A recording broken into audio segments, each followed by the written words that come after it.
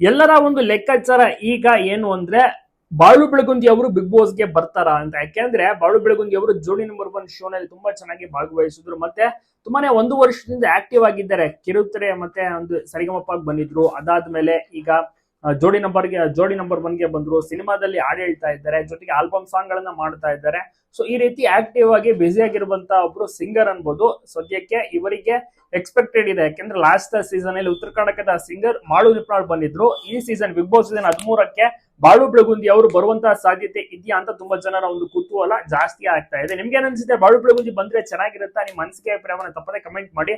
ಮಾಲಾಶ್ರೀ ಅವ್ರಿಗೂ ಕೂಡ ಬಹಳಷ್ಟು ಖುಷಿ ಇದೆ, ಬಹಳಷ್ಟು ಆಸೆ ನಿರೀಕ್ಷೆಯೂ ಸಹ ಇದೆ. ಬಾಳು ಬೆಳಗುಂದಿ ಅವರು ಬಿಗ್ ಬಾಸ್ ಗೆ ಹೋಗ್ಬೇಕು ಅಂತ. ಲಾಸ್ಟ್ ಸೀಸನ್ ಆಫರ್ ಬಂದಿತ್ತಂತೆ, ಬಟ್ ಅವರು ಏನು ಸಿನಿಮಾ ಆಡೋಕೆ ಎಲ್ಲ ಬಿಸಿ ಇದ್ದಂತ ಕಾರಣ ಅವ್ರು ಒಪ್ಕೊಳ್ಳಿಲ್ವಂತೆ. ಆದ ಕಾರಣ ಮಾಳು ನಿಪ್ನಾಳ್ ಅವರು ಹೋಗಿ ಬರ್ತಾರೆ, ಮನೋರಂಜನೆ ನೀಡಿ ಬರ್ತಾರೆ. ಸೊ ಈ ಸತಿ ನೋಡೋಣ ಬಾಳು ಅವರಿಗೆ ಅವಕಾಶ ಸಿಗುತ್ತಾ, ಅವಕಾಶ ಸಿಕ್ಕಿದ್ರೆ ಹೋಗ್ತಾರ, ಇವ್ರು ಏನ್ ಕಥೆ ಆಗ್ಬೋದು ಅಂತ. ಹೋದ್ರೆ ಚೆನ್ನಾಗಿರುತ್ತೆ, ಜನರಿಗೆ ತುಂಬಾನೇ ಆಸೆ ಇದೆ ಇವ್ರು ಹೋಗ್ಬೇಕು ಅಂತ, ಬಿಸಿ ಆಗಿರ್ಬೇಕು ಅಂತ. ನೋಡೋಣ ಏನಾಗುತ್ತೆ ಅಂತ.